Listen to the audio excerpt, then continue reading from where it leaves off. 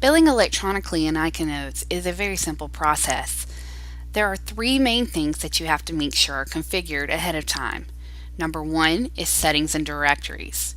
This is where you'll put in all of your billing rates, your MPI numbers, and any specific rules that you have to have set per payer. The second part is the patient demographics. You'll want to make sure that the basic required demographic information has been populated, such as the person's name, address, what insurance company they have, their policy number, so on and so forth. The third place that you'll need to make sure is populated is within the clinical note.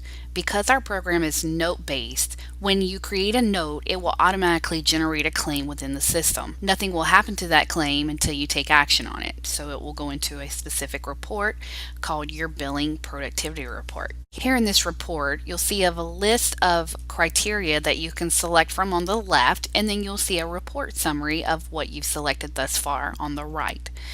You can preset your search into what we call a default search, so that mainly all you have to do is select your date range.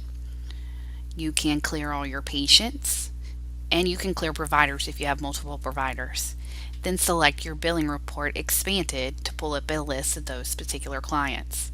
Here I'm going to select my date range for the last week of September until today. And then I'll go billing report expanded. This will give me a list of all of the encounters within that date range. There's a summary box here in the upper right hand corner. I have 11 encounters, 10 are ready to submit, and 1 is missing information. Again, as long as you have those other areas previously mentioned configured correctly, everything will pull in accurately into this report. Here it'll say ready to submit e-bill next to each of these claims. Remember that these again are note-based, so when a provider creates a note, it automatically generates an encounter or a claim here into the system. It'll pull in the person's name, ID number, date of birth, the diagnosis, the insurance, the policy number, if they have a copay. It'll also pull in who the provider is, what location they were seen at, what the data service is, the billing code, and the total charge. If you do have claims where information is missing, such as this one here for Kayla, it'll say not ready to submit e-bill. You can click on the actual status there, and it'll give you a drop down of all the details that you're missing. It'll tell you exactly what kind of information is missing, where to go to fix it, and the very specific fields that you need to populate in order for this claim to be ready. You can actually edit that information here on the right hand side of the claim itself. There's a button to edit the demographics. Here you'll see all the fields are highlighted in yellow so you don't miss any important information. I'm going to click over to the insurance information tab, and I can see that there's no coverage listed here. She actually does have coverage, so I'm going to click the new button. I'm going to select from my pre-configured drop-down list, put in her policy number.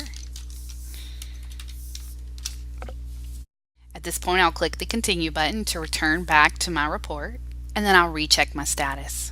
As you can see here, the status is now turned green. So what you can do at this point is click your prep claims to prep them, and then you can submit them so they go to your integrated clearinghouse. If you just want to send a couple of these, let's say I just want to send these first 3, you can select those.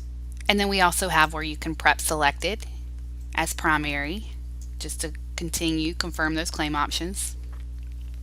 You'll see that those 3 turn blue. That's just to let you know the different claim status that it's in. And then you can submit selected.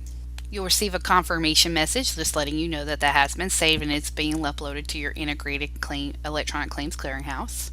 We'll click OK, and they'll turn the purple lavender color. At this point, these 3 claims are in a batch file and they're being transmitted to the clearinghouse now. If you'd like to view the claim prior to submission or printing out the CMS 1500 form, you will have that capability on an individual claim level. This is the ANSI 837P, standing for professional, and here you can look at all the different loops and segments on the electronic format. And that is how you bill electronically in ICANotes. Thank you.